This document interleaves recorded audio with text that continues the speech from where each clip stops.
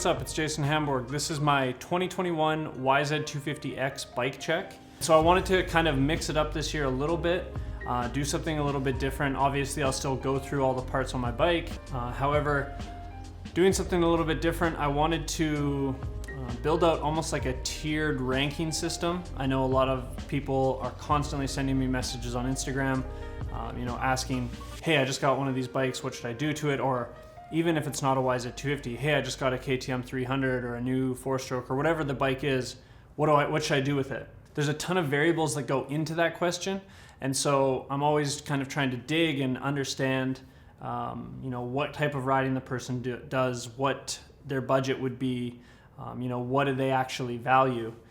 And so I kind of had this idea for a while. I've wanted to do it, but I've wanted to do it well. I don't know if this is the well version, but I'm gonna do my best. So I have this tier maker kind of like thing. Got all the different bits and bobs on my bike down here, and I'm just gonna kind of roll through what are the things that I would argue are must-haves, what are the things that are valuable, but they're also expensive. My threshold for expensive is kind of around $200. Obviously that's different for everyone, but that's kind of where I've put my threshold. I also have valuable and cheap. That's obviously probably the place to start. These things are super valuable, but they're not super expensive. So that's typically where I will send people if they're just looking to kind of start getting into the idea of making their bike their own. I have a take it or leave it category. There's not a ton of parts on my bike that I would say take it or leave it, but maybe one or two, and I'll explain the reasons why for that for sure. And then finally, I have a don't waste your time category. Spoiler alert, I don't have any of this stuff on my bike. Maybe at the end I can go through a couple things that would be my version of don't waste your time. But honestly, my bike is really built super functionally. It maybe isn't as pretty as some people would like it to be or whatever, but I think it's bitchin' because it works really, really well and it's exactly what I want. One last thing before we get started. This is strictly for fun. And the biggest thing that I probably want to stress in this whole situation is that somebody who focuses on technique, somebody who puts in effort to get better as a rider, will absolutely be a better rider on a bone stock bike rather than somebody who's only ever focused on chasing a setup or parts and different kind of shit on their bike to try to make themselves better. So as much as this is fun and I really enjoy the process of adding stuff to my bike and kind of feeling how it works and providing feedback to sponsors and providing feedback to my audience, I also really want to stress that more importantly than anything else, getting out and riding, practicing with intention is the most important part of having fun on a bike and you're riding well. So, all right, without further ado, I'm just gonna kind of work my way through here and see what we can come up with. First things first, I got my little air filter here. I'm gonna put it under valuable and cheap. I always stress to people, you should own probably 3 to 4 filters. It just completely changes how you think about having to clean filters because if you get yourself all geared up and clean 4 at a time, it's not that much extra work versus if you only have one filter, not only is it gonna screw you up if you wanna go riding and your filter's dirty, or if you only have one spare filter, every time you need to clean it and change it. Filters are an inexpensive way to just make life a lot easier as far as maintenance is concerned. What else we got? Grips. Ooh. Depending on who you are, I would say this is going to be a take it or leave it. Yeah, in my circumstance, I'm going to say it's a valuable and cheap way to really improve. You got to think, probably the grips is the most important place of contact on the bike between you and the bike. Think about changing your grips maybe more frequently than you do if you're the type of person to let them run all the way to the bar fully worn out. good tacky grips can definitely help as far as fatigue and arm pump and just getting tired because you're not having to hold on quite as tight. Next up is my FMF Gnarly. I'm gonna put this in the take it or leave it category. Obviously, if you completely annihilate your stock pipe, yeah, go buy a Gnarly. It's probably about the same price. And they're really, honestly, really strong. Like, I've been super impressed. I've had my Gnarly on my bike now for my 2020 and my 2021, probably 300 hours worth of riding. And yeah, it takes a beating. But I'm not gonna say immediately just go out and get it. I think the stock pipe on the YZ250 is really good. And I think for most people, yeah, the stock pipe is just use that until it's wrecked, basically. That's how I came to have an FMF Gnarly, was my stock pipe was damaged, and I ended up just saying, you know what, I'm gonna throw the Gnarly on because I need a new pipe. Another one in the take it or leave it category is my Electron. I actually just recently sold the Electron that I had because I just wasn't using it. If you go back a few videos ago, I have Electron review, and at the time I was like really actually pretty stoked on the Electron. I was struggling a little bit with low-end power, but with the time that I put it on, it was at a time when I was kind of riding stuff that I wasn't super familiar with. And ultimately what ended up happening is this spring, it was still on my bike, and I started to ride some stuff that I've put, you know, hundreds of hours on over the years, like trails behind my house. And that lack of low-end power was kind of just enough that I was getting frustrated. So I ended up putting the Keyan back on. I wasn't super like thrilled with the jetting that I had with the Keyan. So then I had a friend of mine help me with jetting. We found a jetting spec that I really, really liked in the Keyan. And if you actually go back to the Electron video that I did, that's one of the big things that I said is like, if you're struggling with jetting, you don't want to mess around with jetting. That Electron's awesome. It'll get you a really, it's better than a poorly jetted Keyan, but I think if you can nail the jetting on the Keyan, that's better. So take it or leave it is maybe a little bit harsh. It does work really well under certain circumstances, or if you're in a situation where you're riding lots of elevation or temperature swings, or like I said, just really struggling with jetting. I know there's a ton of people out there that love it. And also, if you're not riding the really slow, technical, like grunty stuff that I ride, and it is more like hair scramble stuff or moto or just general kind of off-road riding, honestly, I'd probably move it up into valuable but expensive. But for me, it just had a couple things that I wasn't as happy with, and ended up moving back to the Keyan. Oh, what's next? Suspension. I'm gonna put it into valuable but expensive. I think for a lot of people, it's worth sticking with your stock setup, letting it break in, really riding your bike, putting a lot of time on your bike, and then understanding what works well, what doesn't work well, and then maybe investing in suspension. Obviously, if you're, you know, on the higher end, I would say probably over 215, 220 pounds. If you're above that, or if you're, you know, below 150 or so, you're probably gonna wanna maybe look at getting just some springs or something like that. But yeah, I mean, I see people get a bike and the first thing they do is they just go and get it valved, and you got new shims and springs and all sorts of shit. And it's like, hate to break it to you, but the majority of people, stock suspension is completely fine. For me, the reason I do put it in valuable but expensive, it is probably the most expensive stuff on my bike. I think at the time that I initially got it done, it was about $1,600 or something. I mean, that's a lot less compared to some people I see go out and get like cone valves and stuff. But yeah, for me, that's a lot of money to spend. But I've actually had this same set of suspension since my 2017 bike, and I've just kind of slowly upgraded parts and obviously kept it maintained. A good set of suspension that you're comfortable with when you get past a certain point in your riding ability, though, does go a long way. So for me, You know, having something that's super, super plush in the hard enduro stuff, but then still I can pretty comfortably go fast or, you know, hit big jumps and not feel like I'm going to absolutely like destroy myself.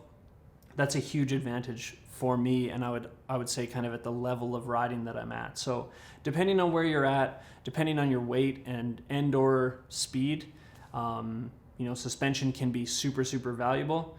I think at the same time though, there's better places to start as far as things that you can do to your bike to make life easier on you. So the next thing I got going on here is my Apex Technical Innovations head with an MX dome. Again, I need to keep reminding myself this is a me tier list, and then I'll provide context on how that applies to you. Again, I think just like with suspension, this isn't the first place to go. So many people just go to like, I need engine mods. Why? You know, I remember when I was a kid, my dad not letting me get a pipe when I was a kid because there was a guy that constantly beat me. And he said, until you can ride your bike like him, you having a pipe isn't going to change the fact that he goes into the corners faster or the fact that he hits every jump and you don't. And so I think so many people go and they buy all this engine stuff and then, you know, ride around in third gear, barely revving the bike. For me, what I've found with this Apex head is it really beefs up the bottom end. It really just kind of gives me a lot more to play with down low, power-wise. And so for the type of riding that I do, that is awesome. I'm riding with a lot of people who are on 300s. And so being someone who's on a 250, having that little bit of extra, you know, grunt definitely helps out. But yeah, I mean, honestly, this is super valuable for me, but I think for a lot of people, again, and we'll get to it, there's better places to start. Next up, probably one of my favorites. And for me, I'm gonna go ahead and say that my Fast Company flex bars are a must-have. I bought these bars, I've said this a bunch of times, but I bought these bars in 2018. The winter, or the early, like, I guess winter of 2018, I broke my wrist. And then coming back in kind of in the spring, I was getting just a lot of wrist pain and started to do some research and ended up finding these flex bars. Lots of people just swear by them. And, you know, over the years, I've turned into one of those people who's like, if I'm going to have anything on my bike, I want flex bars on my bike. I think outside of flex bars, just handlebars in general are a really, really good place to start once you've put some time on your bike and you've kind of understood the ergonomics of it, depending on whatever bike that is. They're a really good way to kind of increase comfort and just make your what's called your rider triangle, which is essentially that kind of the ergonomics between like your hips and your handlebars and your foot pegs. It's kind of that triangle there. It's a really good way to make that dialed in for what you want. One thing I will say is I see a lot of people go and buy handlebars that are really tall, or I get guys sending me pictures of their bikes and they got like risers and stuff on their bars. As somebody who's made that mistake in the past, I remember getting a free set of handlebars from a shop in town one time, but they were like big ape hangers. And I was like, those seem a little tall, but we'll give them a try. And dude, they completely messed up my whole rider triangle. I was just really struggling to stay like in an attack position. So don't go buy tall bars. I'm 6'3", about 190 centimeters. So you don't need tall bars. I think for anybody, having a set of handlebars where you're comfortable with the bend and you're comfortable with the flex characteristics is a really valuable thing. Ooh. I'm gonna go, so this is my tubeless system. I'm gonna go valuable, crap. I'm gonna go valuable but expensive. The reason I use tubeless is because I ride a really big range of terrain. You know, one day I'll go and I'll ride motocross, the next day I'll go and I'll ride hard enduro. And being able to alter my air pressure is really, really beneficial. I don't want that super low pressure when I'm riding moto, you know, coming off the face of a jump and feeling my tire roll underneath me. So I like to bring it up a little bit. I can get away with tubeless where I live because we pretty much have like no rock. So the only real disadvantage of a tubeless system is you are still susceptible to like sidewall slices. But we almost never ride rock, so I'm really not that concerned. But you know, the system is a little bit expensive. One thing I will say is that if you buy a system and treat it well and just replace, you can actually buy like different parts of the system. The only thing that I ever really replaced is like the small inner black liner. But yeah, if you buy it once, it does last quite a while. I think I still have the same 18-inch from when I first got my 2020. I have the same 21-inch setup from when I had a 2017. Ooh yeah, baby. I'm gonna say my tires are a must-have. I think I tell people almost immediately now that, you know, a good set of off-road focused tires with, you know, softer knobs, a little bit softer sidewall, it really goes a long way if you're riding off-road or hard enduro or any of that sort of stuff. It just, yeah, it sticks to whatever you're riding so much better than kind of a stiffer, hard compound motocross tire. The one thing to keep in mind with tires is that there's always trade-offs between something that's really hard and something that's really soft. For starters, something that's really hard is going to last longer. Something that's really soft is going to wear out quicker. Harder is going to have less traction in most circumstances, softer, more traction. But I think the one thing that a lot of people don't realize, and it's actually the reason why I use the tires that I use, is that sometimes going to the super soft gummy tires isn't always the best choice. Those soft tires at higher speeds tend to feel really uneasy. They tend to roll upon braking or when you're coming into corners, that sort of thing. And it's actually the reason why I use the tires that I use. So I use a Metis C19 on the front and then a Metis XT754 on the rear. Metis kind of uses a stripe ranking system. 2 green stripes is their softest, and then it works its way up from a single green stripe and then a yellow and then a red is kind of more like on the moto side of things. And I just use a single green stripe. So still a lot softer than like a motocross tire, but definitely not as soft as a full gummy. And the reason I do that is I still ride a good amount of like faster, flowy single track. I still go out and ride motocross. I don't want as much roll and you know, those knobs kind of twisting as much as something that would be full gummy. So those are my tires of choice. Having good off-road focused tires is so important, and for me that's why I put them in the must-have category. Oh, Rad Guards, man. Rad Guards. Okay, for me, I'm putting Rad Guards in the must-have. I think you could argue that this could be a valuable but expensive. But for me, two things. Would hate to have a ride cut short because I break a radiator. It's one of those things where if you do enough damage, you just can't ride anymore. You have to go back to the truck. 2, I have my bikes for an entirety of a season or 2 seasons. I put, you know, hundreds of hours on them, and I hate being on a bike that's visibly twisted and like dented and weird. I want my bike to feel clean and as new as possible. And a good set of Rad Guards makes that a reality. I've gone through a bunch of different brands of Rad Guards.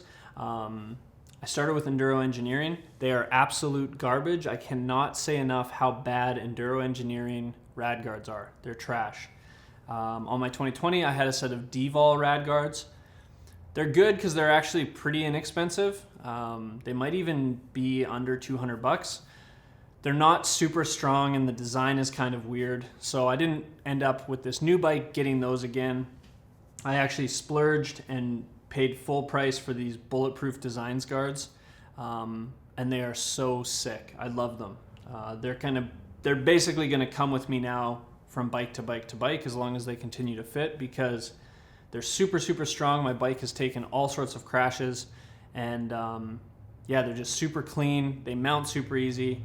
And for me, I would say that they're a must-have because I hate riding a grubby-ass bike.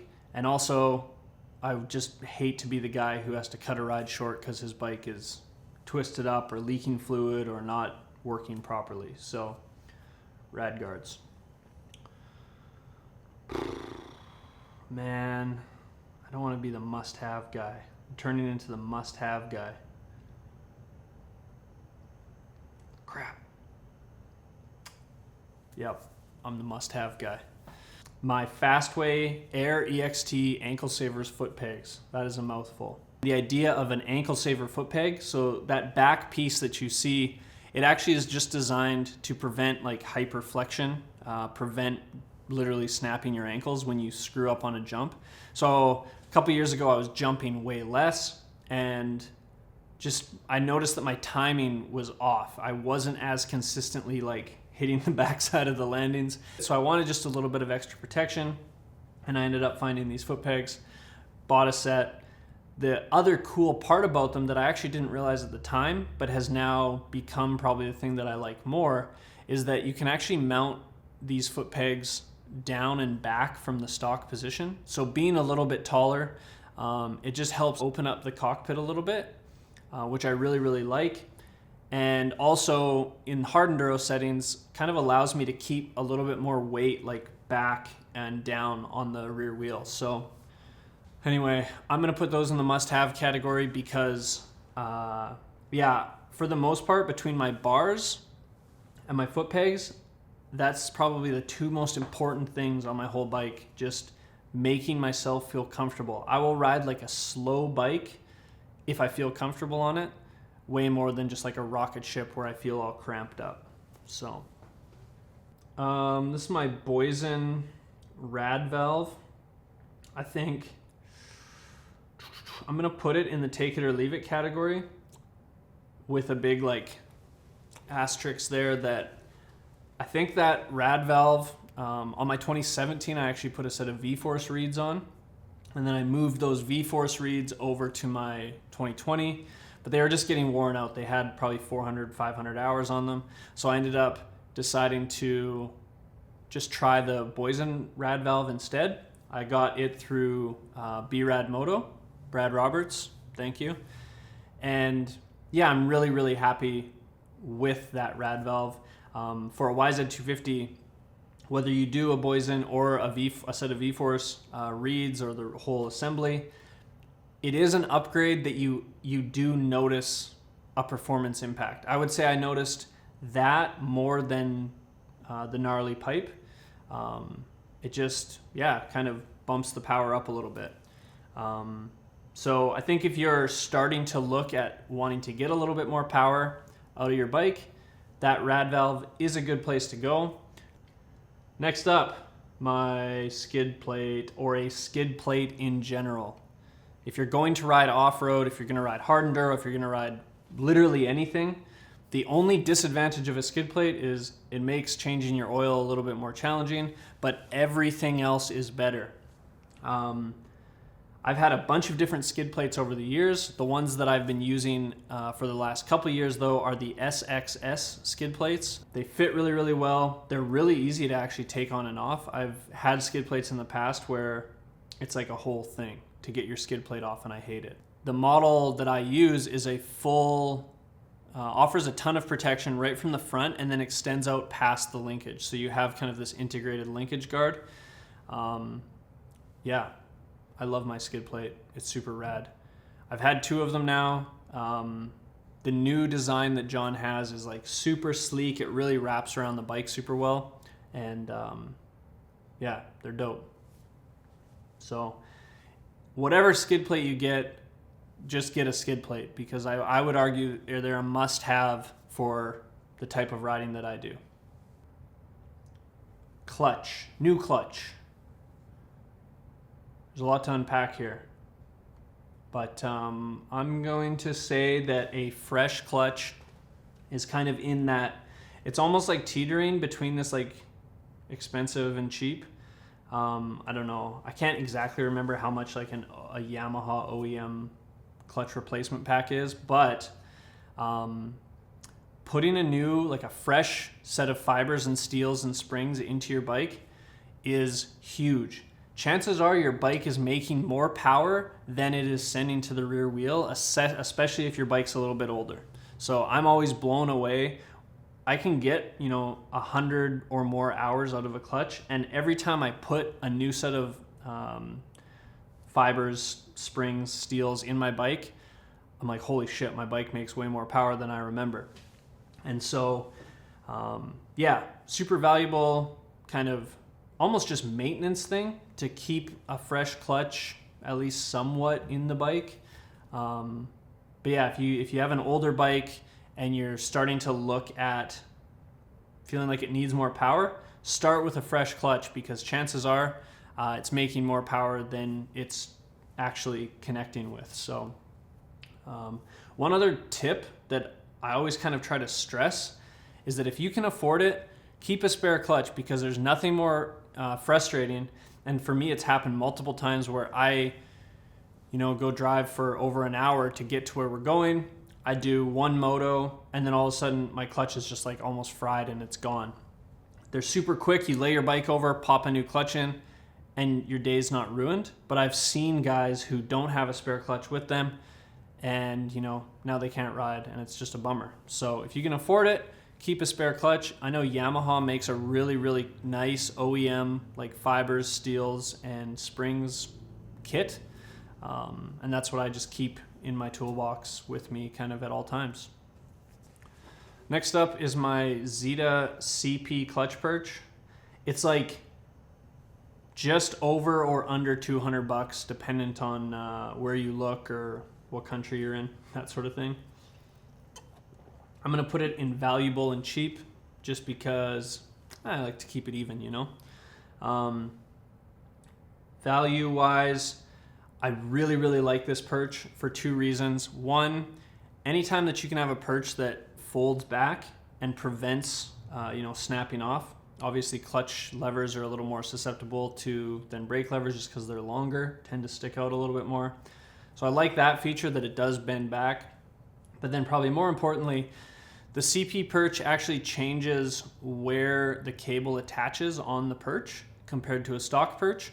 And it just gives a nicer, easier pull. And for the type of riding that I do, it's obviously nice to have that easier, lighter pull when it comes to long days on the bike and constantly working the clutch. So I still run Teflon tape under my perches, just to I can tighten them up, but they still will spin out of the way if the bike goes down or something. And if you have it just mounted the perch straight to the bar, sometimes you can crack the perch, that sort of thing. The Teflon just gives it a chance of being able to spin. Next up is my disc guards. Here's the thing. I feel bad because the guys at P3 Carbon are so rad, but I think for me, I've been able to go a couple of years now without disc protection, and the reason being is I don't ride very much rock at all. There's one like man-made drainage ditch on one of our trails, and we ride that all the time. That is when the damage tends to happen, but I don't ride enough rock that I feel like I need disc protection. Everything pretty much in this take it or leave it category is like really focused on my take it or leave it. I think for a lot of people, having a good set of disc guards is important. For me, because I have so little rock where I live, if I'm in a situation where I'm going out and having to spend money on disc guards, I'm probably going to put my money in other places before I look at putting disc guards on my bike. Next up is my Guts Racing Velcro system seat cover. I'm putting it in valuable and cheap.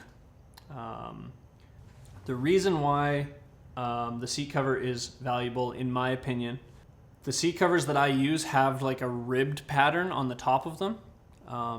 That ribbing is I would say almost kind of like a new school version of like the seat bump that was really popular back in the day. I think some guys still use the seat bump for moto, but that ribbing is really nice for the hard enduro or kind of off-road stuff when you are having to sit down, kind of put your weight into the bike through the seat. It just prevents you from sliding back. I mentioned that this is their Velcro system. So Guts sells like a standard normal seat cover, but then they also sell this Velcro system, which means that you don't have to fully staple it and kind of mount the cover the traditional way. You actually put a bunch of Velcro on your seat pan and then just like wrap the cover over and Velcro it closed. It seems kind of sketchy, but honestly, I have like 100 hours on this seat and no issues at all. Like it just works, and yeah, it's nice because I can do it myself with like no tools. You just literally clean your pan and stick it on. So yeah, a good seat cover is awesome. I would say, you know, probably similarly to that Gnarly pipe, for a lot of guys, you can just run a stock seat cover, but if in the event you need to change your seat cover out because you get a rip in it, or you know, you need it to match your graphics or whatever, the Guts system is super rad, and then that Velcro system is even more rad because you just don't need any like specialty tools for it. Next up, hand guards. I'm putting my hand guards up top in the must-have category. I think if you're gonna ride enduro of any kind, off-road, through the trees, having hand guards is super valuable. Offers a little bit of protection. If you're kind of bushwhacking, it prevents your fingers and your levers from getting like pushed in from trees and branches and stuff. And yeah, just I think is a must-have piece to have on your bike if you're riding off-road style terrain. I get a ton of questions about why I use flags and not wraparounds. The very short answer is that wraparounds, when you hit a tree, there's like fully rigid, and those wraparounds just like tend to snap your bars, whereas flags have enough give that your bars don't just like snap every time you nick a tree. The hand guards that I use are the SXS Burley guards. John, again, when he sent me a skid plate, he sent me a set of the guards and just said, hey, would you mind trying these and giving me some feedback on them? So I've been running them for the whole year now. When I first put them on, I was like, dude, these things are kind of gnarlier and like honestly burlier than I want, but they've actually turned out to be pretty awesome. They're super, super strong, and they've taken a ton of good like knocks and beatings. So, but yeah, honestly, do your research and look into hand guards, but I would say they're kind of a must-have for the type of riding that I do and a lot of people do. Next up is gearing. Gearing can be either a must-have or valuable and cheap.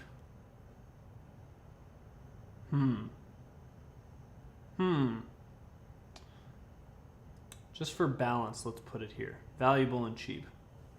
Probably the number one part that I tell people to put on their YZ250Xs is a 13-tooth front sprocket. Stock is a 1450 gear ratio. Moving to a 1350, you know, going one down in the front is kind of equivalent to 2 to 3 in the rear, and it just makes first and second gear way more usable. With my 2021 bike, last year I was doing a 1350. This year I moved to a 1351, and it's been super rad. It just gives me that little bit extra down low. I honestly can't go that fast with this gearing, but very rarely am I in a situation where I'm like, you know what I need? 5th gear wide open. So yeah, I would say gearing is a very, very inexpensive way, especially when we're just talking about that front sprocket. It's a super inexpensive way to really improve where your bike's power comes on, and just how your bike feels. It's probably one of my, it's my favorite upgrade for the YZ250X, and for a lot of people, gearing makes a huge difference, and it's pretty inexpensive to accomplish what you want to accomplish. So, all right, I got duplicates. Ignore my filter, ignore my grips. I don't know how to get them out of this little tier maker thing, so accidentally added them twice. 2 more pieces of the puzzle. Flywheel, I'm gonna put that in the valuable but expensive category. I use a GYTR 8-ounce flywheel. It's not cheap, it's like a few $100, but yeah, I do feel like it does provide value. In my opinion, it doesn't really impact power a ton that I've personally felt, but what I do notice is the ability to prevent the bike from stalling, which is super valuable. Obviously, not having electric start, not stalling my bike is an advantage, and so that flywheel, when I'm, going over rutty terrain, that added flywheel weight definitely helps. And then also, I'm getting better and better, I think, at loading the flywheel and putting energy into the flywheel. And so having that extra weight does help me to kind of get up over obstacles and that sort of thing. So valuable, but obviously it's an expensive upgrade. And then finally, my last piece of the puzzle here, similar to that CP Perch, it's right on the cusp of that $200, is my Fastway Kickstand. So big stipulation here. The YZ250X and honestly most off-road bikes come with a kickstand. I get it. I actually ended up taking the kickstand off of my YZ250X because I was really frustrated with kind of the design and how it would, more often than I wanted, it was hooking on my boot. I'm trying to ride more on the balls of my feet, and I was noticing that my foot every now and then would hook on the kickstand, and it kind of just drives me crazy. It's not a good feeling when you want to take your foot away and it's getting hooked on the kickstand. So I ended up taking it off, and then I was on a group ride, and there was a kid, and he had this Fastway kickstand, and I just happened to notice it, and I was like, hey, can I, have a closer look? And I was really impressed with how like flush it was to the side of the bike. It's a completely different design. All the springs and everything are internal in this mechanism. And I was like, damn, that thing's sick. So obviously having a relationship with Fastway, I reached out and I got them to send me one, and I'm super hyped on this thing. It's super flush to the side of the bike. And the other thing that I should mention is when I took my kickstand off, I was like sad because I've grown to really love a kickstand. I grew up as a moto kid, and so kickstands were lame, but they're so functional. Going on trail rides, literally moving it around your house, not having to carry around a triangle or a big center stand, and just having a stand built in is like awesome. I'm gonna put it in the valuable and cheap category, but I think for me, the reason it's valuable is because I love a kickstand, and then it now just solves the problem that I had with the stock kickstand, which is this like external spring that tend to catch on my boot and that sort of thing. So yeah, really, really hyped on that kickstand. That is everything that I got, I think. I'm sure there's more. I'm sure I'm forgetting stuff, and I will inevitably be sad when I didn't frickin' talk about everything, but there's a lot to unpack here. I might have to do this in like 2 parts or something. I don't know how I'm gonna cut this down. I've been talking for like almost an hour. Oh my God. This video ideally talks to my 250X people, the people that are riding that bike, but then also this kind of applies to anyone who's looking at upgrading their bike or buying parts or kind of making their bike their own.